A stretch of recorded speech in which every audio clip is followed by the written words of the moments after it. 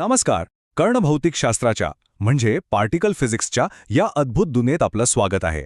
आज आपण एका अशा कणाबद्दल बोलणार आहोत जो चक्क स्वतःचाच जुळाभाऊ आहे. विचार करा, एखादा कण स्वतःचीच आरशातील प्रतिमा असेल तर. आज आपण नेमकं याच एका गूढ प्रश्नाचं उत्तर शोधणार आहोत. चला तर मग सुरुवात करूया. पण या खास अद्भुत कणाबद्दल जाणून घेण्याआधी आपल्याला त्याच्या एका जवळच्या नातेवाईकाला म्हणजे अँटीमॅटरला समजून घ्यावं लागेल. हो, तर मायरोना कणांना समजून घेण्याच्या प्रवासातला आपला पहिला थांबा आहे अँटीमॅटर म्हणजेच प्रतिद्रव्य. याला अनेकदा आरशातलं द्रव्य असंही म्हटलं जातं. तर हे अँटीमॅटर म्हणजे नेमकं काय? सोप्या भाषेत सांगायचं तर हे अगदी सामान्य द्रव्यासारखंच असतं, फक्त एका गोष्टीत वेगळं, आणि ती म्हणजे त्याचा इलेक्ट्रिक चार्ज. तो बरोबर उलटा असतो. ही विरुद्ध चार्ज असलेली गोष्ट नीट लक्षात ठेवा. जसे की इथे आपण पाहू शकतो, प्रत्येक कणासाठी त्याचा एक प्रतिकण असतोच. म्हणजे इलेक्ट्रॉनसाठी पॉझिट्रॉन आहे, प्रोटॉनसाठी अँटीप्रोटॉन. थोडक्यात प्रत्येक कणाला त्याचा एक विरुद्ध जुळाभाऊ आहेच. आता यातली सगळ्यात महत्त्वाची गोष्ट काय आहे तर एक कण आणि त्याचा प्रतिकण या दोन वेगवेगळ्या स्वतंत्र गोष्टी आहेत. हा अँटीमॅटरचा एक मूलभूत नियम आहे.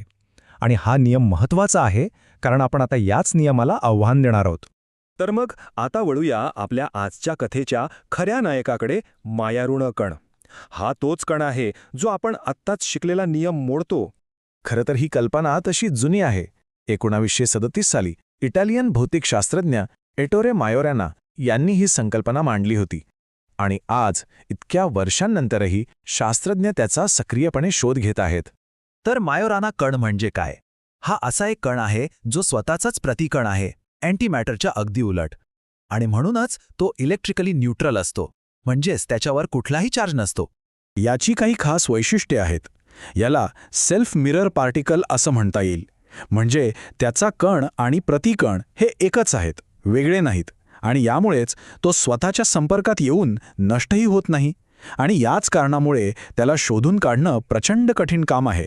ही स्लाइड आपल्याला दोन्हीतला फरक एकदम स्पष्ट करून सांगते. बघा, अँटीमॅटरमध्ये कण आणि प्रतिकण वेगळे आहेत, पण मायोराना कणांमध्ये ते एकच आहेत. एकावर चार्ज आहे तर दुसरा पूर्णपणे न्यूट्रल आहे. हाच तो सगळ्यात मोठा फरक. बरं, ठीक आहे, हा एक विचित्र कण आहे, पण त्यामुळे काय फरक पडतो? याचं महत्त्व काय? चला तर मग पाहूया. संगणकाच्या कोडपासून ते थेट ब्रह्मांडाच्या रहस्यांपर्यंत ह्याचे उपयोग कसे होऊ शकतात. याचा पहिला आणि कदाचित सगळ्यात मोठा उपयोग होऊ शकतो तो म्हणजे क्वांटम कम्प्युटिंगच्या क्षेत्रात. हे कण या क्षेत्रामध्ये अक्षरशः क्रांती घडवून आणू शकतात. पण ते कसं? तर याची दोन मुख्य कारणं आहेत. पहिलं म्हणजे हे कण सध्याच्या क्वांटम कॉम्प्युटरमधल्या क्युबिट्सपेक्षा खूप खूप जास्त स्थिर असतात. आणि दुसरं, याच स्थिरतेमुळे चुका होण्याची शक्यता कमी होते आणि त्यामुळे जास्त अचूक आणि विश्वासार्ह क्वांटम कॉम्प्युटर बनवणं शक्य होऊ शकतं. पण थांबा, गोष्ट फक्त कम्प्युटरपुरती मर्यादित नाही. हे कण आपल्याला विश्वातली काही सगळ्यात मोठी रहस्य उलगडण्यासाठी मदत करू शकतात. आणि ही रहस्य काही साधीसुधी नाहीत, तर भौतिकशास्त्रातली दोन सगळ्यात मोठी कोडी आहेत. पहिलं, न्यूट्रिनो नावाचे जे अत्यंत गूढ कण आहेत त्यांचं खरं स्वरूप काय आहे हे आपल्याला समजू शकेल.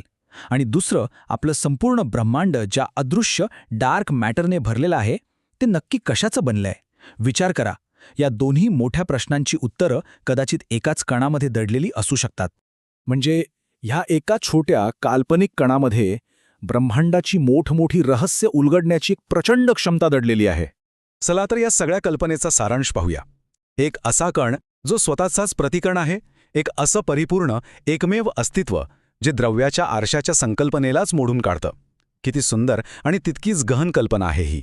आणि शेवटी हा एकच प्रश्न उरतो की हा एकटा मायावी कण आपल्या कम्प्युटिंगचा, भविष्याचा आणि आपल्या विश्वाच्या लपलेल्या रहस्यांची किल्ली ठरू शकेल का? यावर नक्कीच विचार करायला हवा.